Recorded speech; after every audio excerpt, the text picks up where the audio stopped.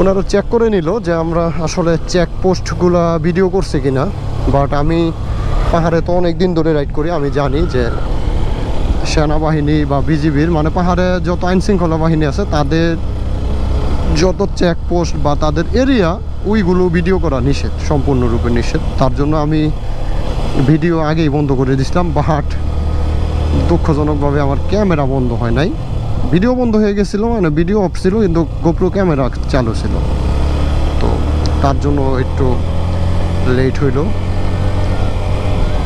ওনারা ভিডিওটা চেক করছে, চেক করে দেন আমাদেরকে বলছে যান, ভিডিও কাটা লাগবে না। ওকে, অনেক দিন পর সে আঁকা বাঁকা কাপ্তাই আসাম বস্তি রোডে।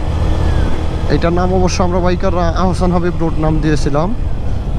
এটা অবশ্য নামকরণ সরকারিভাবে হোক আর না হোক বাইকারদের কাছে হয়ে গেছে, কারণ আমাদের সকলের প্রিয় বাইকার প্রয়াত আহসান হাবিব ভাই তৈরি রাখতে হবে। এন কিন্তু ব্রেক হইব উড়া দুরা,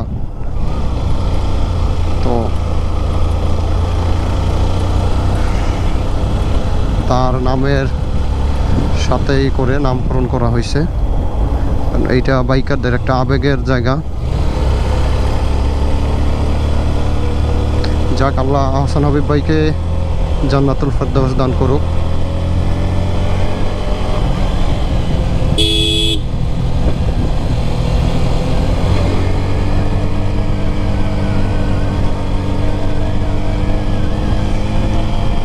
রাস্তাটা অনেক সুন্দর হয়েছে এখন। আগে আমি লাস্ট যখন গেছি আরও চাপা ছিল, প্লাস এই দাগ ছিল না, দাগ দেওয়া ছিল না রাস্তায়।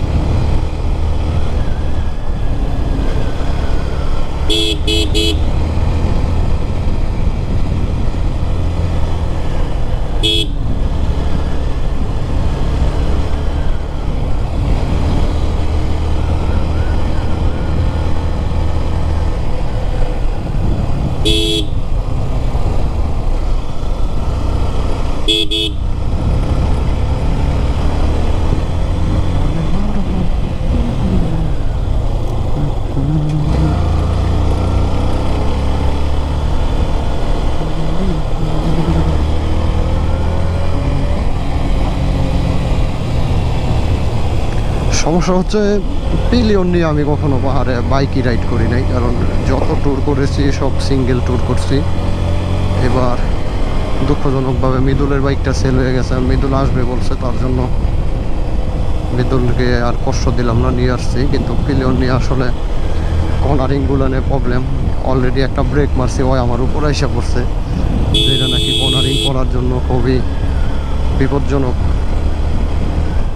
আর সাথে যারা আছে বর্তমানে আমার সাথে, আমাদের মোহাম্মদ রাসেল ভাই ছাড়া সবাই নতুন। আর কিশোরগঞ্জে তুহিন ভাই আছে, বাট তুহিন ভাই আমার সাথে কখনো রাইড করে নাই, তার জন্য একটু প্রবলেম আছে। উনি পিছনে আছে ওনারা।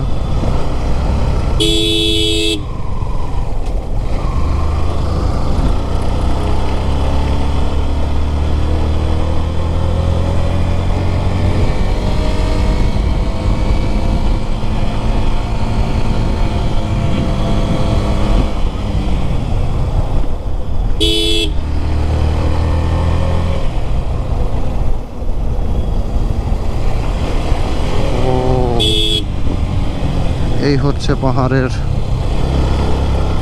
রাস্তার আসল ভয়ঙ্কর সুন্দর যারে বলে।